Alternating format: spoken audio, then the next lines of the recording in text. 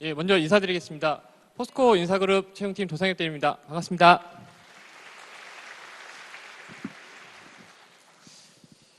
사실 오늘 오면서 되게 걱정을 했어요. 어제 일기예보를 보니까 태풍이 온다 그래서 오늘 이렇게 말끔한 모습으로 와서 여러분들께 인사를 드렸어야 되는데 혹시나 오다가 비와 바람이 너무 젖을까봐 어제 사실 퇴근길에 우비를 샀는데 다행히 오늘 비가 좀 태풍이 천천히 올라오는 바람에 말끔한 모습으로 인사를 드릴 수 있게 돼서 다행이라 생각하는데요. 포스코 잠시만요. 왜 자꾸 넘어가지? 잠시만요. 앞에가 잘렸는데 넘어가면 돼요. 그래. 슬라이드가 조금 잘린 것 같은데 잠시만요. 그냥 앞부분이 2페이지 정도가 없긴 한데 잠시만요. 그냥 연결해서 할게요. 저희 오늘 채용 설명의 자료는 1부, 2부로 크게 보시면 될 것 같은데요. 1부는 포스코라는 회사가 뭐 좋은 회사라는 얘기는 많이 들었고 대기업이라고 얘기는 들었는데 사실 저희가 설명회나 이런 상담회 같은 거 나가서 이제 질문을 드리면 좋은 회사인데 그래서 주력 사업이 뭔 것 같아요. 그러면 좋은 사업을 하는 것 같다고 이렇게 그러니까 포스코라는 회사가 이미지에 비해서 무슨 사업을 하시는지 그리고 어떤 부분에서 강점을 갖고 있는 회사인지를 잘 모르시는 경우들이 많아서 그런 부분에서 포스코가 어떤 부분에서 그 강점을 갖고 있는 회사고 입사하시면 또 어떤 부분들이 좋은지를 조금 먼저 말씀을 드리려고 그러고요. 또한 포스코가 앞으로 어떤 비전을 갖고 어떤 사업을 중점적으로 해 나가는지 그런 부분들을 설명드리고 끝으로 저희 하반기 이제 9월 초부터 시작하는 채용 프로세스에 대해서 한번 설명드리도록 하겠습니다. 사실 작년에 인크루트에서 대학생이 선정한 일하고 싶은 기업에 포스코가 1위에 선정이 됐었어요. 되게 영광스러운 경험이었고 그래서 저희도 이제 이 결과가 발표되고 나서 내부적으로 이 결과가 어떤 근거에서 대학생들이 선정을 많이 이렇게 투표를 해줬을까라는 분석을 좀 해봤고요. 그랬을 때 이제 저희 내부적으로 많이 얘기가 나왔던 게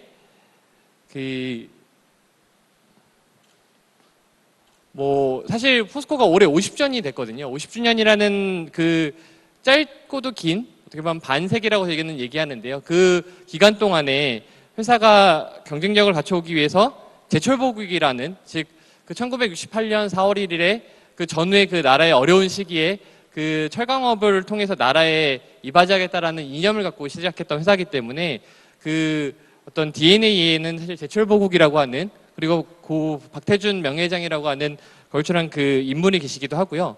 또한 WSD 평가라고 돼 있는 월드스틸 다이내믹스라고 해서 세계에서 철강업들의 경쟁력을 평가하는 기관에서 세계 최초로 9년 연속 1위를 하고 있어요.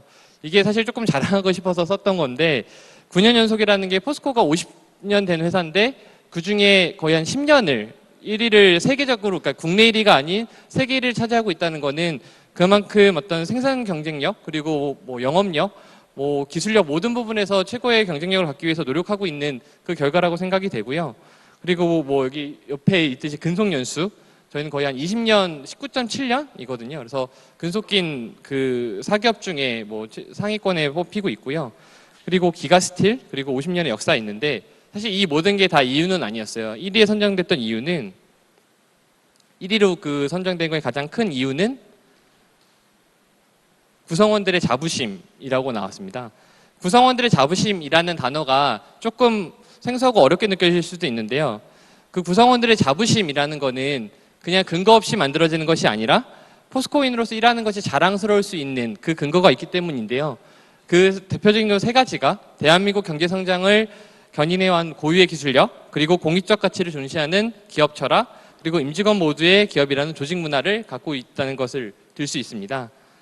먼저 고유의 기술력입니다. 보시면 이제 3가지의 그림이 나올 건데요. 왼쪽에서부터 보면 DDP, 동대문 디자인 플라자, 그리고 가운데 있는 거 월드타워, 그리고 세계 탑 자동차 메이커 한 15개 정도가 그려져 있는데요. 이 3개 그림의 공통점은 모두 포스코 제품이 사용되었다는 겁니다. 120층의 높이의 월드타워를 짓는 데 있어서 그 일반 철강으로는 불가능하고 포스코에서 제공한 TMCP 후판강이 있었기 때문에 이 월드타워가 이 120층 높이에서도 아무 문제 없이 설립될 수 있었고요. 또 이 동대문 디자인 플라자도 포스코 스테인리스 제품이 이 표면에 쓰여서 이 디자인 플라자의 그 미려함을 더 돋보여주는 것처럼 포스코는 세계 주요 고객사의 맞춤형 주문제작 솔루션을 제공하고 있고요. 또한 월드 프리미엄 제품이라고 해서 그 다른 철강사에서 생산하지 못하는 포스코 고유의 315종의 월드 프리미엄 제품을 생산하고 있습니다. 또 기업의 사회적 책임을 중시하는 기업 철학이라고 나오는데요. 포스코는 그 오너가 있는 기업은 사실 아닙니다. 그러니까 국민연금이 최대 주주로 있고요. 어떻게 보면 그 공기업으로 출발을 했고 2000년대 초반에 민영화가 이루어지면서 어떻게 보면 국민기업이라고 할 수 있는 이유 중에 하나가 최대 주주가 국민연금인 만큼 어떻게 보면 투명한 지배 구조를 갖고 있고요. 그렇기 때문에 회사의 어떤 그 이익도 중시하지만 또한 기업의 사회적 책임을 어느 기업보다 최선을 다해서 달성하고 노력하고 있습니다. 그리고 임직원 모두가 기업의 주인이라는 조직 문화를 갖고 있는데요. 이거는 그 보면 최근에 왜 이제 작년이나 재작년 이렇게 좀 뭐 오너로 인해서 불미스러운 일들이 발생을 하잖아요. 뭐 오너 일가의 어떤 실수로 인해서 회사의 전체적인 뭐 주가라든지 아니면 회사 이미지에 타격을 받는 경우가 있는데요. 포스코는 투명한 그 지배 구조 그리고 경영자 자체도 내부 승계하는 뭐 내부 승계를 꼭 하는 건 아니지만 여태까지는 내부에서 신입사원으로 입사했던 분들이 CEO까지 성장하시는 그런 경험을 갖고 있고 최근에 그 8월 초에 최정호 회장님이 새로 취임하셨는데요. 최정호 회장님도 근속으로 보면 거의 한 20년이 넘는 그 신입사원으로 입사하셔서 지금 회장의 자리까지 올라갈 수 있는 그런 회사이기 때문에 직원 개개인 모두가 뭐 이건 남의 회사가 아니라 내 회사라는 생각을 갖고 열심히 일을 하고 있고 또 이런 부분에서 자랑을 하고 싶은 제도가 하나 있는데 그 영보드 프로그램이라고 해서 그 직원들 지금 과장급 한 직장 생활을 한 7, 8년 이상 한 그 직원들 중에 각 분야별로 그 우수 직원들을 선발을 해서 영보드라고 하는 조직 그 프로그램이 있어요. 그래서 이 영보드 프로그램은 분기에 한 번씩 모이나 주기적으로 모여서 그 영보드 직원들끼리 회사의 어떤 경영 방향에 대해서 고민하고 또 이것들을 어떤 안건으로 만들어서 주기적으로 CEO와 이렇게 사진에 보이는 것처럼 CEO와 직접 만나서 본인들의 생각을 전달하고 또 이런 생각들 중에 그 의미 있는 내용들은 실제 회사 경영 방침에 반영이 되기도 하는 것처럼 그 포스코는 임직원 모두가 그 남의 회사가 아닌 내 회사라는 생각을 갖고 일하고 있는 조직 문화를 갖고 있습니다. 또한 이런 자부심을 더 든든하게 해주는 4가지의 또 프로그램들이 있는데요. 하나씩 보면 먼저 유학과 해외 주재원 프로그램을 말씀드리고 싶습니다. 그 저희 같은 경우는 1년에 한 50명에서 60명 정도의 직원을 그 유학 프로그램을 통해 선발해서 해외 또는 국내에 있는 그 학위기관에 유학을 보내드리고 있어요. 그래서 뭐 MBA를 가시는 경우도 있고요. 그다음에 저희가 그 포스텍 포항공과대학교가 포스코에서 출연한 그 학위기관이다 보니까 포스텍 안에 철강대학원이라고 하는 또 특수목적대학원이 있어서 그쪽으로도 직원들, 엔지니어 직원들을 유학을 보내고 있고요.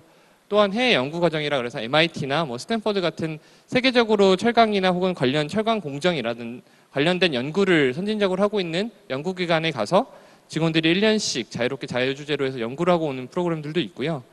또한 그 저희가 50여 개국, 51개국, 188개 법인이라고 나오는데요. 그 실질적인 그 50개 국가의 비즈니스를 연결하려다 보니까 오기 전에 통계를 한번 보니까 저희가 대졸 직원이 한 4,000명 조금 넘게 있는데 그 직원 중에 한 5분의 1은 이미 해외에 나가 있거나 혹은 해외를 갔다 오신 분들이더라고요. 그러니까 뭐 말로만 글로벌이 아니라 실제로 입사한 직원들 중에 5명 중에 1명은 실제로 본인의 그 재직 기간 중에 해외를 나가서 실제로 본인의 뭐 엔지니어로서 역할을 할 수도 있고 혹은 마케터로서 역할을 할 수도 있고 혹은 뭐 경영 지원 역할을 할 수도 있고요. 그래서 그 어느 회사보다도 해외 근무 기회가 많은 회사라고 자랑할 수 있습니다. 그리고 다음으로 이제 여성과 가족을 위한 부분인데 사실 포스코 철강 이러면은 사실 남자들이 되게 도미넌트한 회사이기 때문에 여성들에 대한 복지 제도들이 많지 않을 거라고 오해하실 수 있는데요. 국내 기업 중에 저희는 서울, 포항, 광양 3곳에 그 국내 최대 규모의 어린이집을 운영하고 있고요. 그리고 법적 기준이 1년인 그 육아휴직 제도를 저희는 지금 2년까지 사용할 수 있도록 운영하고 있고요. 그래서 뭐 쌍둥이를 낳으신 분들, 제 입사 동기도 쌍둥이를 낳고 회사를 3년, 그러니까 최대 4년까지 쉴 수 있어서 3년을 쉬고 얼마 전에 복직을 했거든요. 그래서 뭐 육아휴직도 길게 쓸 수 있고 이런 뭐 수유실, 그다음에 뭐 W 리더십이라고 해서 여직원 성장을 위한 부분들에서 많은 프로그램들을 운영하고 있습니다. 그리고 다음으로 이제 사회를 위해서 사회공헌 차원에서 하고 있는 다양한 프로그램들을 좀 말씀드리고자 하는데요. 재밌는 게 그 왼쪽 두 개는 이제 뭔가 봉사활동 있고, 그다음에 카페 오아시라 그래서 그 다문화 이주 여성들의 독립을 지원하고자 저희 그 포스코 센터, 그러니까 그 테헤란로에 있는 포스코 센터에도 그 4층에 보면 그 카페 오아시라 그래서 그 다문화 이주 여성들이 운영하는 그 카페가 있고요. 이런 것처럼 어떤 다문화 여성들의 그 독립을 지원하는 활동도 있고, 오른쪽 두 개는 여기 오신 분들도 누리실 수 있는 부분이기 때문에 공유를 드리고 싶어요. 그 세 번째에 있는 포스코 콘서트는 저희가 뭐 2달에 한 번 정도 그 포스코 센터에 있는 로비 공간을 콘서트장으로 바꿔서 매번 다른 주제를 갖고 공연을 하는데, 지난 6월에는 하상욱하고 옥상달빛, 안녕하신가요가 와서 치얼업 청춘이라는 주제로 해서 뭐 그때 이제 20대, 30대들 취업이 어렵고 고민이 많은 20, 30대들을 위한 그 하상욱 시인이 노래도 하고 시도 읽고 하는 다양한 프로그램인데, 요거는 저희 포스코 홈페이지에 들어오시면 또 신청을 해서 추첨이 되는 방식이거든요. 그리고 맨 오른쪽에 있는 키즈 콘서트는 아직 이제 그 자녀분들이 없어서 모르실 수 있는데, 그 자녀분들에게는 이게 주말에 뭘 할까 고민하는 부모들에게는 되게 좋은 프로그램이라고 하더라고요. 그래서 이것 또한 무료로 포스코 홈페이지에서 추첨을 통해서 갈 수 있는 거기 때문에 뭐 이런 포스코가 지역 사회로 그 사회 구성원으로서의 책임을 다하고자 다양한 프로그램들을 운영하고 있고요. 그리고 이 중에 포스코 그룹에서 운영하고 있는 봉사활동 단체에서 활동하고 계신 분도 계실지 모르겠어요. 뭐 포스코는 비욘드, 그리고 건설은 해피빌더, 그리고 포스코 에너지는 희망 에너지라고 하고, 그리고 그 포스코의 또 홍보대사, 그러니까 포스코 브랜드 앰베서더라고 해서 포스코 대학생 그 브랜드 커뮤니케이션 활동을 하는 그 포대엠이라고 줄여서 얘는 부르는데, 그 포스코 대학생 앰베서더라고 해서 포대엠 활동을 하시는 분들도 계신데, 이런 분들의 활동들이 뭐 그 어떤 사회 공헌 활동도 있고, 또 저는 되게 인상 깊게 봤던 건 포대엠이라고 하는 이 그 젊은 대학생 친구들이 만든 컨텐츠가 실제로 저희 그 아침에 PBN이라서 아침 사내 방송이 있는데 거기서 방영이 되는데, 오히려 기존에 저희 내부에서 만들던 방송보다 대학생의 시각에서 만든 이런 채널들이 이 포대엠이라는 채널을 통해서 되게 인기를 많이 끌고 있고, 또 이게 포스코 요새 뉴스룸이라서 저희가 홍보 페이지를 새로 만들었어요. 그래서 홈페이지 들어오시면 뭐 그 포대엠에서 만들었던 컨텐츠 중에 또 재밌고 인상 깊은 것들은 또 그 뉴스룸을 통해서 한번 보실 수가 있거든요. 그래서 한번 뭐 참고해서 보시면 좋을 것 같아요. 그리고 말씀을 이게 또 좀 길게 드렸던 게, 이런 활동들을 여기 다 4학년만 계신지 혹은 2, 3학년이 계신지 모르겠는데, 기회가 되시면 이런 활동들은, 기업에서 운영하는 프로그램들은 참여하시면 아무래도 기업에서 일하고 계신 분들을 만날 기회가 다른 대학생들보다도 더 많을 거고, 또 그런 만남이나 혹은 그런 프로그램의 참여를 통해서 이 회사가 어떤 비전을 갖고 있고 어떤 고민을 하는 회사구나라는 얘기를 들을 수가 있거든요. 그래서 실제로 저희가 채용을 상반기 때도 해보면 그 마지막까지 단계에 올라와서 임원 면접을 통과한 친구들 중에 이런 이제 회사에서 주관하는 활동에 본인이 참여했던 친구들도 생각보다 많아서, 이런 프로그램 기회가 있다면 참여하는 것도 참 좋을 것 같다는 생각이 듭니다. 그리고 끝으로 이제 뭐 워라벨 얘기를 해서 저희도 조금 워라벨 관련해서 어떤 것들이 있는지를 정리를 해봤는데요. 다른 회사에서 하고 있는 유연근무제, 그리고 포레카라 그래서 직원들 휴게 공간, 그리고 뭐 사내 편의시설, 그리고 포항광양 지역 같은 경우는 그 거의 고급 헬스장에 가면 볼 수 있는 그런 이제 러닝머신을 갖추고 있는 실내 체육관, 그리고 뭐 승마기계 같은 것도 있고요. 그래서 그 실내 체육관을 포항광양 지역에는 또 최고급 시설로 갖추고 있어서 뭐 직원들이 편하게 그 퇴근 후에 시간을 보낼 수 있도록 되어 있습니다. 그리고 다음으로 그러면 이제 포스코가 뭐 어떤 자부심을 갖고 일할 수 있는 좋은 회사인지는 알았다면, 포스코 안에 있는 직원들은 어떤 일을 하는지가 궁금하실 것 같아요. 그래서 직무 설명을 드릴 건데 저희가 원래 오늘을 타겟으로 한번 만들려고 했는데 조금 이제 제작이 이제 마무리를 하고 있는 영상이 있어요. 그 직무 소개 영상을 이제 현업에서 일하고 있는 직원 두 분을 이렇게 아침 출근 때부터 퇴근까지를 이렇게 쭉 추적하는 영상, 하루에서 그 브이로그 영상을 하나 두 편을 만들었는데 다음 주 월요일 날 포스코 홈페이지에 들어가시면 그 뉴스룸이라는 그 아까 말씀드렸던 공간에서 그 직무 소개 영상을 두 편이 올라갈 거라서 여기서 이제 간단하게 설명을 드리겠지만 실제 그 영상을 보시면 저 마케팅을 하는 분이 어떤 업무를 하는지를 실제 영상을 통해서 더 이해하실 수 있을 것 같아요. 포스코에는 크게 보면 총 8가지 직무로 설명을 드립니다.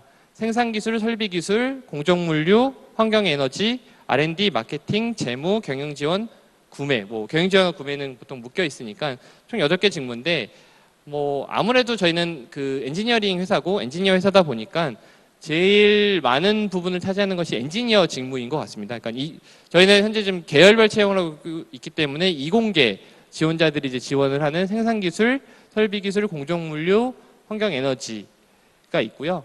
요 4개 직무 중에 그 가장 많은 또 숫자를 차지하는 것이 생산기술이라서 한번 같이 보면 생산기술이라는 것은 말 그대로 제품 생산기술을 연구하는 그 연구하고 개발하고 실제 생산을 진행하는 그 담당자를 생산기술 업무 담당자라고 하고요.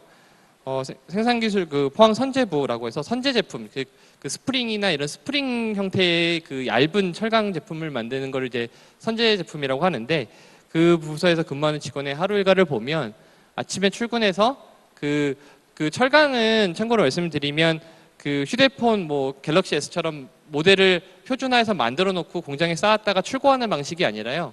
고객사별 저희 포스코의 고객사는 자동차사도 있고 조선사, 건설사, 그리고 가전사 등 다양한 산업에 있는 고객사를 상대하고 있고 그 고객사별로 고객사의 주문 원하는 주문 스펙에 맞춰서 생산하는 주문 생산 방식을 갖고 있습니다. 그래서 그 주문 생산 스케줄에 맞춰서 저희는 제품을 생산하고 있고요. 그리고 또 그 제품 생산에 새로운 기술들을 적용하기 위해서 또 R&D 직무를 수행하는 연구원분들하고 그래서 기술 연구도 하고 또 새로운 시제품, 그러니까 그런 새로운 기술을 적용하기 위한 시제품들을 생산하는 그런 과정들도 있어서 이렇게 해서 쭉 하루가 흘러간다고 보시면 되고요.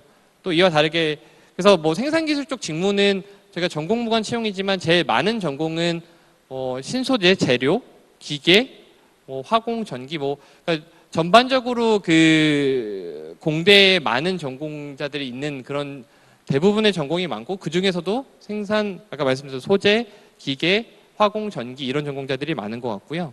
그리고 다음으로 이제 설비기술입니다. 설비기술은 그 철강업의 특성상 중공업이고요. 중공업의 특성상 다양한 설비들로 인해서 그 설비를 유지 보수하고 또 그 설비를 제어하는 그런 직무를 이제 설비기술 직무라고 하고요. 설비기술 직무에는 아무래도 이제 기계를 만지는 직무다 보니까 제일 많은 전공자분들이 이제 기계, 화공, 그리고 전기, 컴퓨터 같은 이제 이런 쪽 전공자분들이 많아요. 그래서 이런 분들이 하시는 업무는 참고로 철강업이 24시간 저희는 그러니까 철강 제철소는 하루 8시간 돌아가는 게 아니라 24시간 돌아갑니다. 그래서 이제 현장에 계신 현장 오퍼레이터 분들은 교대 근무를 하시거든요. 그래서 생산 설비가 24시간 가동이 되기 때문에 설비 기술 업무가 또 저희 포스코에게 되게 중요한 직무 중에 하나입니다. 그래서 상시 설비 상태를 모니터링하고 또 그다음에 현장에 나가서 혹시 설비에 다른 새로운 설비들을 또 토입할 때 어떤 설비에 어떤 스펙을 투자할 건지에 대한 것들도 검토하고요. 그리고 또 철강업의 특성이 또 어느 한 부서만의 단독 업무가 없고 거의 다 생산 공정이 연결돼 있거든요. 그래서 그런 부분에서 설비기술 직무 직원들도 실제 생산기술 분야에서 일하고 있는 직원들하고 주기적으로 만나서 어떤 새로운 스펙의 제품을 만들 건데 어떤 설비 스펙이 필요한지를 또 교류하기도 하고요. 이런 활동들을 하는 것이 설비기술 직무라고 할 수 있고 다음으로 마케팅 직무를 보면 마케팅 직무는 정말 이쪽 전공은 전공 무관입니다.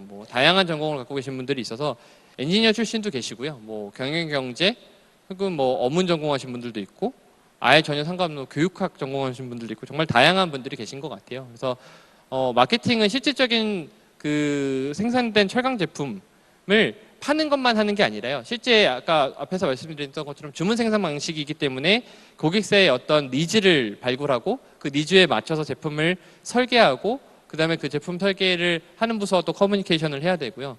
또 제품이 생산되고 있는 그 과정을 또 진도 관리를 하고 실제 제품이 출하돼서 고객사에게 전달되는 그때까지로 끝나는 게 아니라 또 실제 제품이 출하되고 또 그 제품이 고객사에 도달해서 또 그 컴플레인, 그러니까 그 이후에 애프터 서비스가 필요한 경우들이 있어요. 왜냐면 그 이게 기초 소재 재료이기 때문에 제품을 생산하는 과정에서 또 고객사의 설비 문제 혹은 저희 제품 문제로 인해서 또 트러블이 생기는 경우들은 또 저희가 마케팅 부서에서 실제로 그 현장에 나가서 그 서비스 업무까지 하거든요. 그래서 보면 마케팅 업무라고 하지만 포스코의 마케팅 업무는 그 스펙트럼이 되게 넓다라고 말씀드릴 수 있을 것 같아요. 그러니까 실제 제품의 주문을 받는 것부터 제품의 주문 생산 관리, 그리고 제품의 출하, 그리고 제품의 그 출하 이후에 애프터 서비스까지 담당하는 부서라고 보시면 될 것 같고요.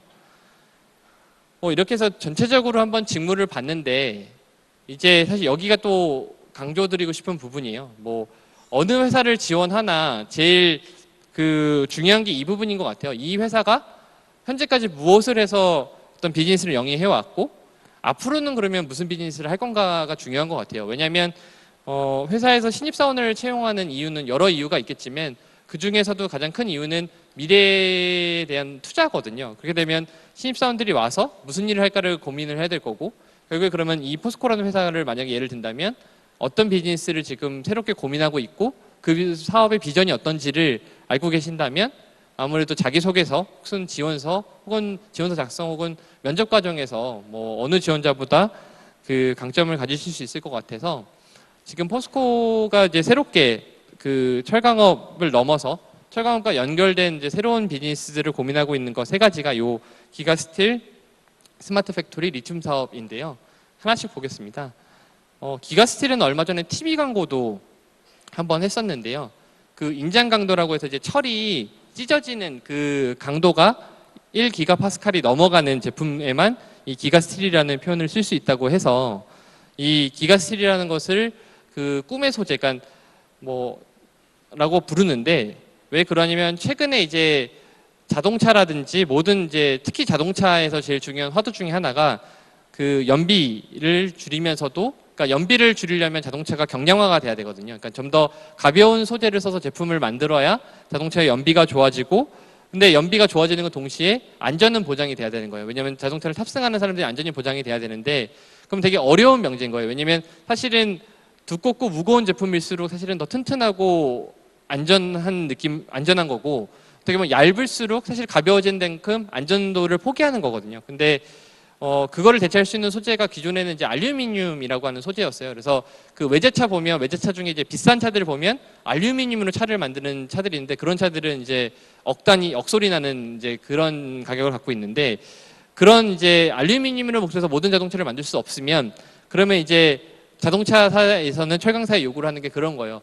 안전하면서도 가볍고 그러면서도 알루미늄보다 가격은 경쟁력이 있었으면 좋겠어요. 그런 소재를 만들어줄 수 있나요라고 했고 그거에 대한 고민의 이제 결과가 이 기가스틸이라고 하는 제품입니다. 그래서 기가스틸이라는 제품을 만들어서 연비 걱정, 안전 걱정, 비용 걱정을 줄여주는 꿈의 자동차를 만드는데 그 이바지를 하고 있다라고 얘기하고요. 생각보다 이 자동차 이 기가스틸 소재가 만들기가 어렵습니다. 그래서 그 월드 프리미엄이라고 앞에서 말씀드렸던 그런 제품들이 다 이런 이제 기가스틸 제품이에요. 왜냐하면 품질 제어를 그러니까 이 제품을 만드는 그 생산 공정 제어가 훨씬 더 엄격하게 들어가는 제품들이거든요. 그래서 사실은 불량률도 높고 그래서 기술력이 없으면 불가능한 제품이 기가스틸 제품이라고 하는데 그런 부분에서 이제 포스코가 다른 철강사보다 차별화된 부분들을 가져가고 있어서 그 이제 WSD 같은 데서 기술 경쟁력 평가를 받을 때 우위를 받고 있다라고 생각이 되고요. 그래서 이 세 가지 키워드는 조금 생뚱맞아 보일 수 있지만 밑에 그 핵심 DNA는 여러분들이 자기소개서 쓸 때 도움이 되라고 키워드로 한번 적어봤어요. 도전정신, 주인의식, 기본기라고 적혀 있는데 이 키워드는 사실 포스코에만 해당되는 건 아니라고 저는 생각을 해요. 어느 회사에 신입사원으로 지원하면 기본적으로 신입사원을 채용하는 이유 중에 대표적인 세 가지라고 생각을 하거든요.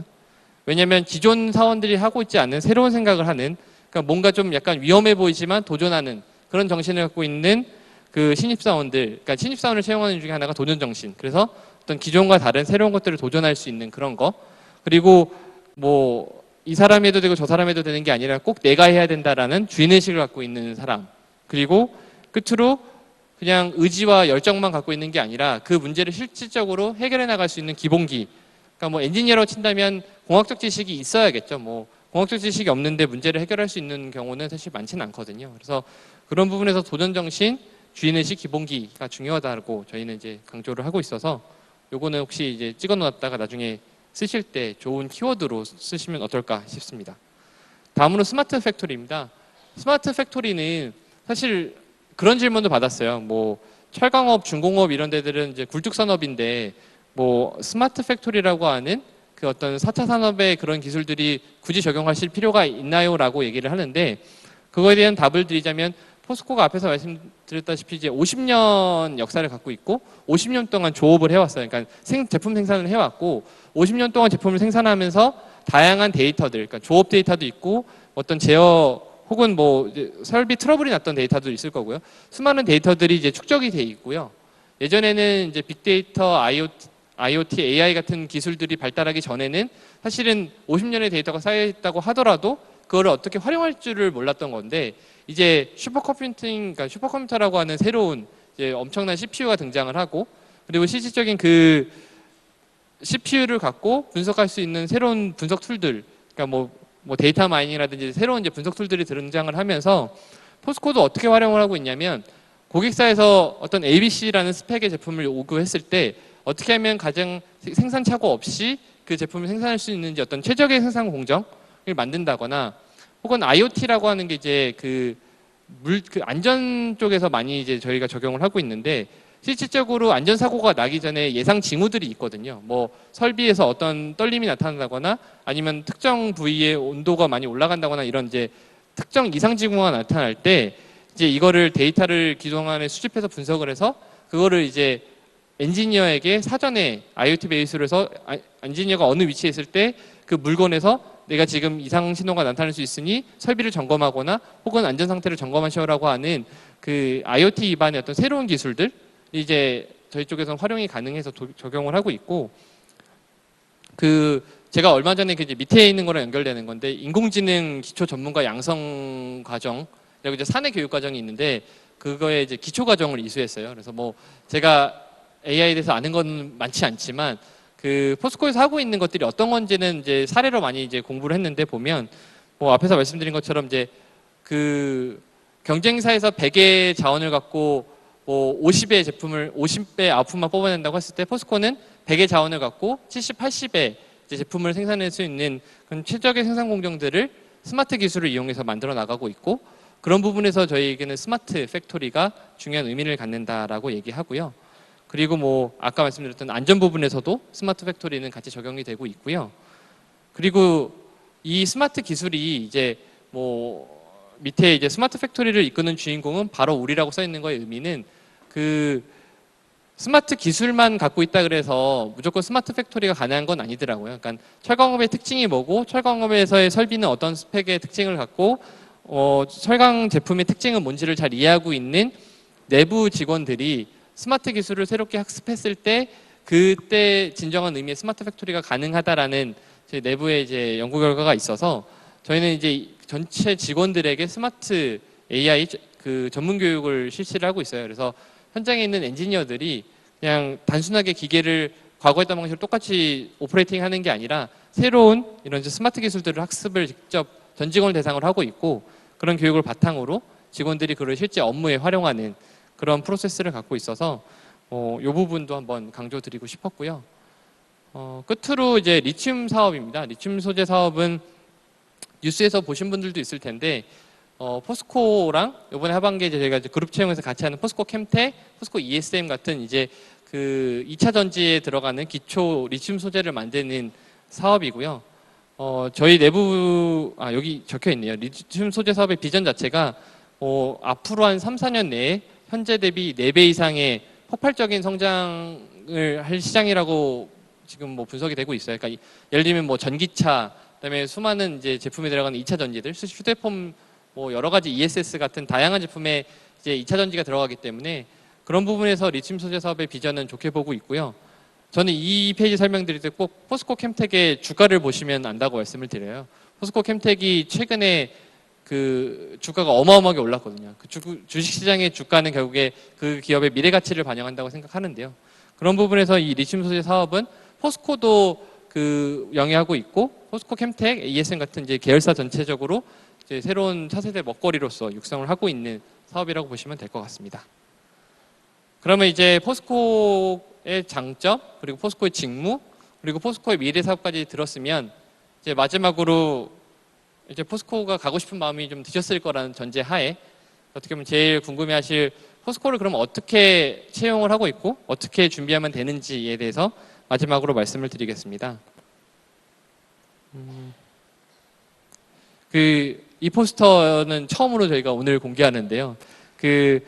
위드 포스코라고 해서 이제 새로운 저희 이제 회장님 취임하시면 새로운 비전이 발표가 됐고요. 이 위드 포스코는 다양하게 비즈니스 위드 포스코, 소사이어티 위드 포스코 같이 다양한 의미에서 함께 성장하는 기업의 의미로서의 위드 포스코라는 새로운 비전 슬로건이 있고요. 그거에 맞춰서 이제 포스코 하반기 채용도 최근 중에는 제일 많은 규모로 확대해서 언론 보도에는 저희가 한 연 그룹사로 해가지고 연 한 1,500명 정도 채용한다고 돼 있기 때문에 지원하시면 많은 기회가 있을 거라는 걸 확실하게 말씀드릴 수 있을 것 같고 올 하반기 채용은 포스코 대우, 포스코 건설, 포스코 에너지, 포스코 캠텍, 포스코 ICT까지 해서 총 6개 기업이 이제 같이 이제 그룹 채용을 진행할 예정이고요. 저희도 이제 사실은 일자 때문에 마지막까지 조금 이제 작업을 마무리하고 있는데 저희는 그 9월 첫째 주에 오픈하는 걸로 지금 계획을 하고 있어요. 그래서 9월 4일 내지 정도로 저희가 지금 계획은 하고 있고 9월 초에 이제 채용이 시작이 되면 다양한 이제 인크루트나 사람이 같은 이제 여러 이제 채용 사이트에 이제 채용 공고가 올라갈 거고요. 거기에 올라갈 내용을 이제 간단히 말씀을 드리면 저희는 이제 전공 무관으로 채용을 하기 때문에 전공 상관없고요. 직무는 이공계 인문사회계로만 뽑고 있고요. 다만 이제 본인이 어떤 아까 설명드린 세부 직무에 관심, 본인이 어느 부분에 관심을 갖고 있거나 어느 부분에서 일을 해보고 싶다라고 하는 희망 직무는 선택하실 수 있게 돼 있습니다. 그래서 이공계 모집, 다만 직무는 선택적으로 할 수 있게 돼 있고요. 근무 지역은 포항, 광양, 서울, 그리고 송도까지 4곳이라고 말씀드릴 수 있고요. 기본적인 학교 졸업 예정자, 성적, 어학은 상반기와 같기 때문에 참고하시면 될 것 같고요. 다음이 중요할 것 같은데요. 올 하반기 채용에서 집중해야 될 사항이 있다면 상당히 기대감을 고조시키면 천천히 나오고 있는데 보면 계열별 채용은 앞에 말씀을 드렸고요. 저희 같은 경우는 적성검사 중에 지원자분들에게 말씀드리면 가장 부담스러운 영역이 어딘가라고 가요라고 물어보면 말씀하시는 게 상식이더라고요. 뭐냐면 상식이라는 영역 자체가 광범위하고 준비하기가 쉽지 않다 보니까 조금 어려움을 많이 겪으시는 것 같아서 올해는 포스코 상식 그리고 경제 경영으로 해서 범위를 조금 축소해서 운영을 하려고 합니다. 예전에 보면 미술사, 건축 정말 르네상스 시대의 역사까지 알아야 되는 다양한 어려움이 있었는데 올해는 저희가 상식 분야를 조금 줄이려고 해서 포스코 홈페이지를 계속 말씀드렸던 게 포스코 홈페이지에 있는 내용들 중심으로 문제를 내려고 하고 있어서 이런 부분들은 참고해서 준비하시면 좋을 것 같고요. 그리고 상반기부터 저희가 인성검사를 기존에 한 가지 유형으로 보던 걸 이제 2가지 유형으로 확대를 했기 때문에 요거는 참고하시면 될 것 같아요. 왜냐면 인성검사야말로 사실 팁이 없는 것 같아요. 인성검사는 솔직하게 푸셔야 됩니다. 얘는 저희가 답을 드릴 수가 없는 것 같아요. 왜냐하면 정답이 있는 시험이 아니거든요. 어느 답을 했을 때 더 누구보다 높은 점수를 얻는다 이런 부분이 아니기 때문에 인성검사는 일관되게 솔직하게 푸시는 게 제일 좋다라고 말씀드릴 것 같고요. 그 다음에 앞에서 이제 계속 강조드렸던 AI, IoT, 빅데이터 같은 즉 스마트 관련된 전공을 하셨거나 혹은 자격증 혹은 공모전, 창업 같은 새로운 이제 경험들을 갖고 계시다고 하면 그런 내용들을 자기소개서 혹은 지원서 항목에 상세하게 써주시면 저희가 최대한 우대해서 평가를 할 예정입니다. 그리고 우대사항은 이제 스마트 말씀드렸고요. 그 다음에 한국사, 복수전공자, 국가유공자, 사회공헌 활동에 적극적으로 참여한 자, 그리고 전문 자격증이 있으면 당연히 저희가 좀 우대해드리는 부분들이 있고요. 또한 그 군장교 그 경험 보유자들은 상반기에도 저희가 우대를 해드렸고 하반기에도 우대를 해드릴 예정입니다. 그래서 지원 기간은 9월 첫째 주 시작할 예정이고요. 9월 첫째 주부터 한 셋째 주까지 접수할 예정이고요. 접수는 아시다시피 고리크루트 포스코.co.kr에 들어오시면 지원이 가능하시고요. 그럼 이제 마지막으로 이제 단계별로 이제 지원 간단하게 한번 보겠습니다. 그래서 보면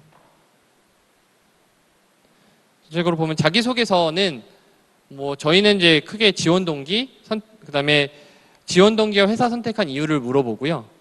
첫 번째 두 개는 1번 질문에 해당되는 거고 2번 질문은 희망 직무와 연관된 본인의 역량, 그리고 역량을 높이기 위해 본인이 했던 노력이나 경험, 그리고 끝으로 세 번째, 네 번째, 다섯 번째는 한 문항에 묶여 있을 거고요. 마지막으로 이제 최근 국내 이슈와 관련한 본인의 견해. 이래서 총 4가지 문항이 나오고요. 4가지 문항의 특성은 저희가 상반기와 동일하게 할 거기 때문에 상반기부터 보셨던 분들은 크게 그러니까 본인이 스토리를 잘 가다듬으시면 될 것 같고요. 특별하게 자기소개서 달라지는 부분이 있지 않기 때문에 이 부분은 넘어가도록 하겠습니다. 그리고 이따 또 Q&A 때 더 상세한 내용들을 다시 말씀드릴까 하고요. 다음으로 이제 서류 심사하고 나면 발표가 있고, 잠시만요. 그리고 이제 서류 심사 발표가 나면 인적성 검사로 넘어갈 거고요. 인적성 검사 관련해서는 저희가 말씀드리는 거는 늘 상반기 때도 말씀드렸던 거는 적성 검사 아까 우리은행에서도 비슷한 얘기 주셨는데 항상 문제집들이 먼저 나와요. 저희는 아직 PET 시행도 안 했는데 PET 예상 문제집이 먼저 시중에 나와 있었던 경험들을 보면서 저는 늘 말씀드리는 게 PET 문제집을 사셔도 되고요. 근데 많이들 준비하시면서 다양한 종류의 책을 사잖아요. 초록색, 파란색, 빨간색 책 다 사실 텐데 매번 책만 모으실 필요 없이 제가 봤을 때는 저희 각 언어 영역, 수리 영역, 공간도식 영역 각 영역에 맞춰서 문제를 많이 풀어보시는 게 중요한 것 같아요. 그러니까 책만 사서 될 문제는 아니고 책 한 권을 그 영역에 맞춰서 좀 꾸준하게 푸시는 게 좋지 않을까라고 말씀드리고요. 끝으로 인성검사는 앞에서 말씀드렸다시피 일관되고 솔직하게 푸시라고 말씀을 드리고 있고요. 다음으로 이제 1차 면접입니다. 1차 면접은 상반기와 동일하게 저희가 APGD 면접이라고 해서 그 비즈니스 케이스를 분석해서 발표하는 거, 그리고 그 주제를 갖고 그 그룹으로 토론하는 APGD 면접을 운영하고 있고요. 또한 ST 면접이라 그래서 인성 면접하고 직무 면접을 같이 시행하고 있습니다. 그래서 본인이 어떻게 자기소개서에 기술한 내용 기준으로 어떻게 지원을 했고 어떤 직무에 관심을 갖고 있고 어떻게 성장하기를 희망하는지 하는 인성 면접하고 본인이 관심 갖고 있는 직무에 대해서 물어보는 인성 직무 면접이 있고 끝으로 역사 에세이는 상반기와 동일하게 실시할 예정입니다. 끝으로 이제 2차 면접입니다. 2차 면접은 임원 면접이고요. 다대 다로 들어가서 보시는 면접이기 때문에 여러 가지가 중요할 것 같아요. 순발력도 중요할 수 있을 것 같고요. 그다음에 본인만의 어떤 그 동시에 평가가 이루어지기 때문에 본인의 어떤 차별화된 요소들도 필요할 것 같고 순발력도 필요할 것 같고요.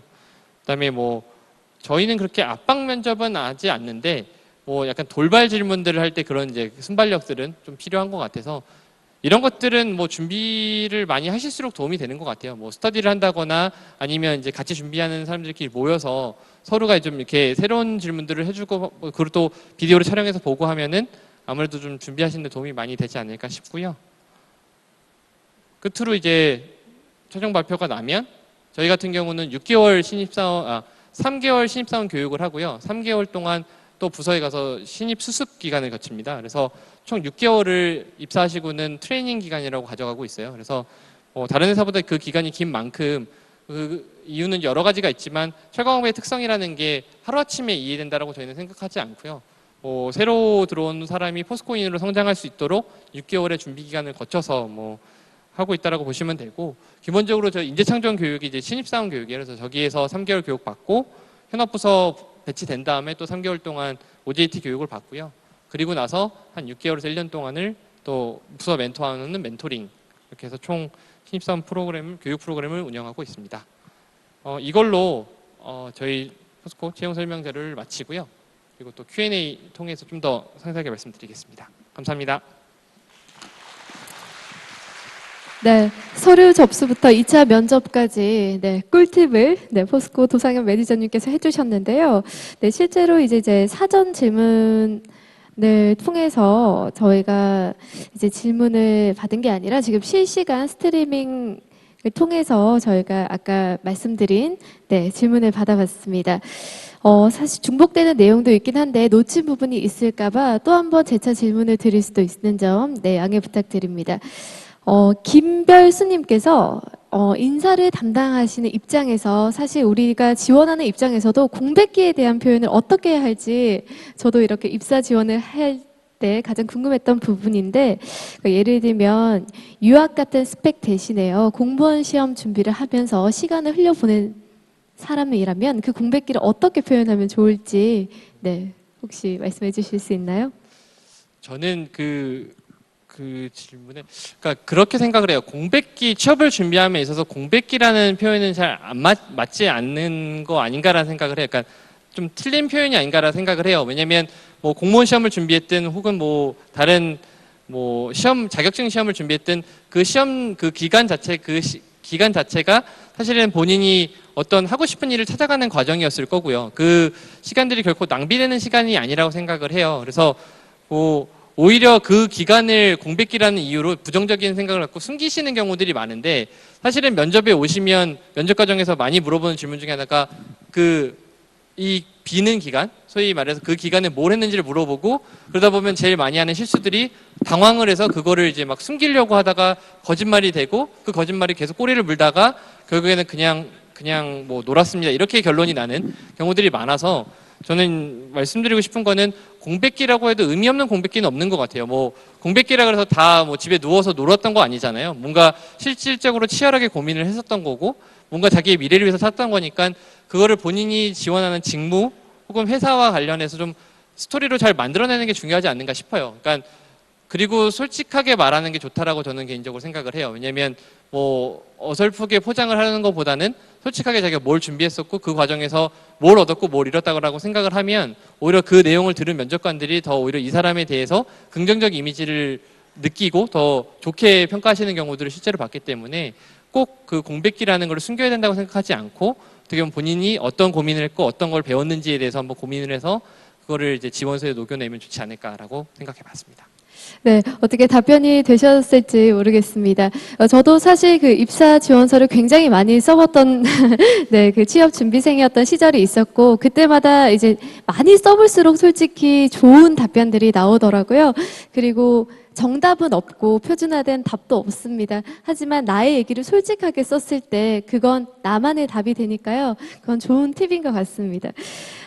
또 다른 질문은요. 최별범님께서 물어보셨어요. 아까도 그렇지만 이 사회 이슈에 대해서 가장 잘 알고 있어야 되는 것도 하나의 좋은 그 방법인데 지금 포스코 회사에서 가장 이슈가 되는 게 무엇인지 그리고 가장 중요한 역량이 무엇인지 궁금해합니다. 사실 그 질문은 이미 제 설명의 자료에 이미 답이 있었다라고 생각을 해요. 뭐 포스코에서 제일 요새 열심히 고민하고 있는 건 아까 설명대로 있었던 기가스틸, 스마트 팩토리, 리튬 사업 같은 이제 어떻게 보면 철강업으로 성장을 해왔지만 철강업을 영위해가면서 어떤 새로운 비전들에 대한 고민들을 하고 있기 때문에 그런 부분에서 포스코가 뭘 고민하고 있는지는 그 세 가지 단어로 설명이 된다라고 생각을 하고요.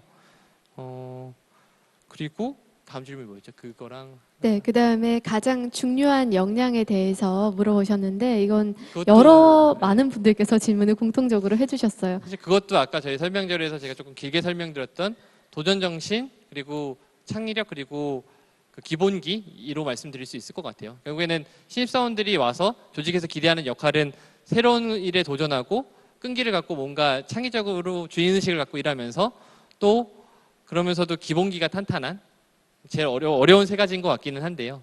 뭐 주인의식, 그다음에 도전 정신, 그다음에 기본기인 것 같습니다. 네, 그리고 마지막으로 질문을 드리겠습니다. 김별영님께서 질문을 하셨는데요.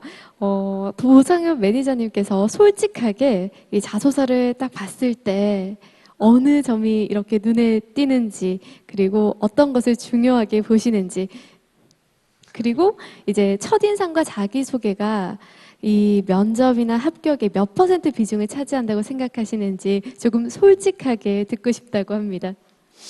사실 두 가지로 저는 정리가 되는 것 같은데, 첫 번째는 자기소개서 읽을 때 인상 깊었던 부분들이 어떤 건지고, 두 번째는 첫인상이나 어떤 그 자기소개서 같은 게 면접에 얼마 정도, 그 당락에 얼마 정도 영향을 미치는지인 것 같은데, 솔직히 자기소개서는 제가 이제 매년 읽을 때마다 너무 업그레이드가 돼서 사실은 평가가 점점 더 어려워지는 것 같기는 해요. 왜냐하면 이런 이제 소위 컨설팅 첨삭을 많이 받다 보니까 어떻게 보면 표현들이 진부해지는 경향들이 좀 생기는 것 같아요. 왜냐하면 뭐 저도 취업 준비를 해봐서 알지만 할 때 보면 합격자 자소서부터 시작을 하잖아요. 합격자 자소서에 있는 좋은 것들 하이라이트해서 이렇게 가져오고, 그다음에 또 이제 교재에 있는 것들 가져오고, 그러다 보면 사실은 글 자체는 되게 수려하게 잘 썼는데 읽고 나면은 이 사람이 이거를 꼭 이 회사 포스코가 아닌 다른 회사에 가서 써도 될 것 같은 그런 경우들이 있어요. 그래서 실제로 제일 자기소개서 읽을 때 인상 깊었던 거는 우리 내부 직원이 알려준 거 아닌가 싶을 정도로 포스코가 어떤 사업을 해왔고 어떤 사업에서 어려움을 겪고 있는데 어떤 것도 잘하고 있고,